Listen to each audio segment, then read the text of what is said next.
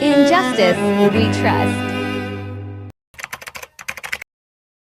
Di sini saya akan menjelaskan tentang pengertian hukum kewirausahaan. Kewirausahaan berasal dari dua kata, ada wira dan usaha, dan akhirnya ditambah dengan imbuhan an. Wira bisa diartikan sebagai kesatria, pahlawan, atau pejuang yang gagah berani. Sedangkan usaha adalah pekerjaan atau melakukan sesuatu. Jadi, pengertian kewirausahaan adalah perilaku dinamis yang berani mengambil resiko serta kreatif dalam berkembang.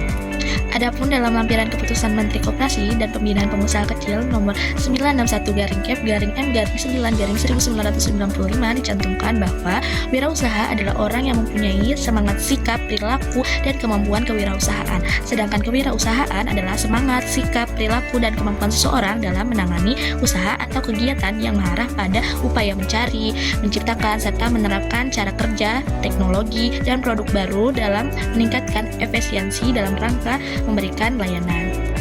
Sedangkan orang yang berperan dalam kegiatan kewirausahaan disebut dengan wirausahaan. Wirausahaan juga adalah orang yang melakukan kegiatan atau aktivitas wirausaha yang mempunyai kegiatan, bakat, dan produksi, menyusun manajemen operasi untuk pengadaan produk baru, dan memasarkan produk serta mengatur permodalan dan pengelolaan keuangan. Bisnis atau wirausaha yang dilakukan lazimnya bisa dilakukan oleh perseorangan atau suatu perkumpulan loh. Dalam arti perkumpulan tersebut harus berbadan hukum ya. Badan usaha adalah payung hukum yang membawahi usaha yang akan dijalankan. Di mana payung hukum ini penting agar perusahaan tidak melanggar hukum dalam menjalankan aktivitas. Artinya di mata hukum perusahaan yang dijalankan sah, dan jika suatu hari terdapat tuntutan hukum maka usaha tersebut dapat dilindungi.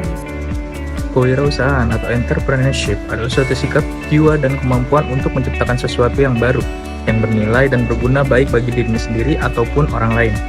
Kewirausahaan merupakan sikap mental dan jiwa yang selalu aktif dan kreatif, berdaya, bercipta, berkarya, bersahaja, serta berusaha dalam rangka meningkatkan pendapatan atas kegiatan usahanya. Jiwa kewirausahaan mendorong minat seseorang untuk mendirikan dan mengelola usaha secara profesional.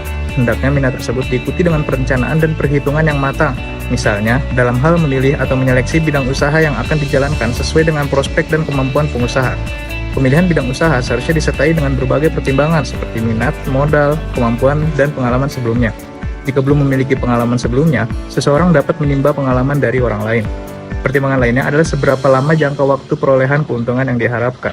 Berbagai pihak yang terlibat dalam kegiatan kewirausahaan akan berpijak pada setiap ketentuan yang telah disepakati bersama dan sah secara hukum, sehingga tidak akan ada yang dengan gampang menyimpang dari peraturan jika sebelumnya telah ditetapkan aspek hukum dalam dunia wirausaha yang sedang ditekuni, dan akan mudah menentukan kebijakan selanjutnya ketika terdapat jejak rekam jika sesuatu terjadi perselisihan antara beberapa pihak yang berkaitan, dan setiap persoalan dapat diselesaikan dengan baik dan dengan seadil-adilnya.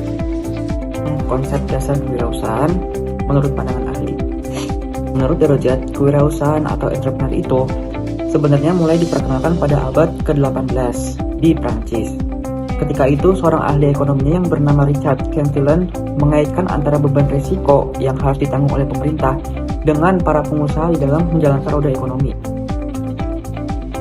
Nah, pada periode yang sama, di Inggris sedang terjadi pula revolusi industri yang melibatkan sejumlah entrepreneur. Pada saat itu, mereka merupakan pemeran kunci revolusi, terutama apabila dikaitkan dengan keberaniannya dalam pengambilan risiko dan transportasi sumber daya. Lalu, ada beberapa hubungan ekonomi kreatif dengan kewirausahaan sosial. Nah, inovasi untuk solusi sosial, kewirausahaan sosial seringkali mengandalkan inovasi yang menjadi ciri khas ekonomi kreatif untuk menciptakan solusi yang tepat mengatasi masalah sosial, seperti kemiskinan, pendidikan, dan kesehatan dengan cara yang kreatif dan efektif. Baik ekonomi kreatif maupun kewirausahaan sosial mengutamakan pemberdayaan masyarakat sebagai fokus utama. Kesejahteraan sosial dan ekonomi setempat dapat ditingkatkan dengan melibatkan masyarakat, proses kreatif, dan produksi. Sekian terima kasih. Materi berikutnya yaitu mengenai karakteristik kewirausahaan. Karakteristik sendiri merupakan bentuk pembeda atau kapabilitas tersendiri, suatu yang unik dari seseorang atau sesuatu. Sedangkan karakteristik kewirausahaan adalah suatu sikap dan sifat yang selalu ada dan dapat ditemukan dalam tindakan seorang wirausaha. Menurut Scarborough dan Thomas, yang dikutip dari Suryana, terdapat 8 karakteristik kewirausahaan. Yang pertama ada desire for responsibility atau tanggung jawab wirausaha pada usaha-usaha yang dijalankannya. Yang kedua ada preference for moderate risk atau pemilihan resiko yang moderat dan menghindari resiko yang rendah dan tinggi. Yang ketiga ada confidence, yaitu kepercayaan diri wirausaha dalam meyakini kebiasaan diri sendiri dalam bekerja. Yang keempat ada desire for immediate feedback atau keinginan mendapatkan keuntungan dari usaha yang dilakukan secepat mungkin. Yang kelima ada high level of energy atau semangat yang tinggi dalam membangun rencana masa depan yang lebih baik.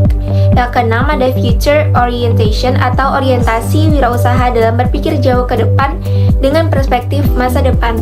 Yang ketujuh ada skill at organizing atau kemahiran seseorang wirausaha dalam mengatur sumber daya yang ada menjadi suatu nilai yang lebih tinggi. Dan yang terakhir ada value achievement over money, yaitu penilaian prestasi wirausaha itu dilihat dari uang. Selanjutnya, materi tentang prinsip dasar kewirausahaan hukum. Adapun dua pendapat mengenai prinsip-prinsip hukum kewirausahaan diantaranya, yaitu pendapat pertama menurut Didik Mahyudin adalah harus optimis, ambisius, dapat membaca peluang pasar, sabar, jangan putus asa, jangan takut gagal. Yang kedua, kewirausahaan menurut Hafidhul Ulum. Yang pertama ada passion, mandiri, peka terhadap pasar, kreatif dan inovatif, mengambil resiko dengan penuh perhitungan, pantang menyerah, dan berstandar etika tinggi. Jika digabungkan prinsip-prinsip kewirausahaan dari kedua pendapat tadi, maka dapat disimpulkan sebagai berikut. Yang pertama, jangan takut gagal. Yang kedua, penuh semangat. Yang ketiga, kreatif dan inovatif. Yang keempat, bertindak dengan penuh perhitungan dalam mengambil resiko. Yang kelima, sabar. Yang keenam, optimis. Yang ketujuh, ambisius. Yang ke-8, pantang menyerah. Yang ke-9, peka terhadap pasar. Yang ke-10, berbisnis dengan standar etika tinggi. 11, mandiri. 12, jujur. 13, peduli lingkungan. Materi selanjutnya yaitu perkembangan usaha hukum. Perkembangan usaha hukum di Indonesia telah mengalami perkembangan yang signifikan dalam dekade terakhir. Hal ini dipengaruhi oleh berbagai faktor termasuk perkembangan ekonomi, politik, dan sosial. Usaha hukum merupakan segala bentuk kegiatan yang berkaitan dengan layanan hukum, baik dalam lingkup litigasi maupun non-litigasi. Perusahaan yang bergerak dalam bidang hukum meliputi kantor advokat, firma hukum, notaris, dan lembaga arbitrase.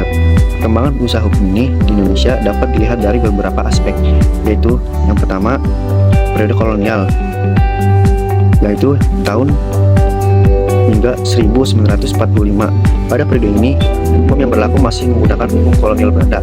Kedua, periode awal kemerdekaan, tahun 1945 hingga 1960-an. Pada periode ini, di Indonesia mulai membangun sistem hukumnya sendiri. Ketiga, periode Orde Lama. Pada periode ini, hukum mulai dikembangkan lebih lanjut. Perkembangan hukum bisnis di Indonesia juga mempengaruhi perkembangan usaha hukum. Beberapa contoh perkembangan hukum bisnis di Indonesia adalah yang pertama, hukum perusahaan. Undang-Undang Nomor 40 Tahun 2007 tentang perseroan terbatas. Yang kedua, hukum kontrak. Undang-Undang Nomor 18 Tahun 1999 tentang jaminan fidusia. Ketiga, hukum keuangan. Undang-Undang Nomor 21 Tahun 2011 tentang otoritas jasa keuangan. Mungkin cukup sekian penjelasan dari saya, kurang lebihnya mohon maaf. Wassalamualaikum warahmatullahi wabarakatuh.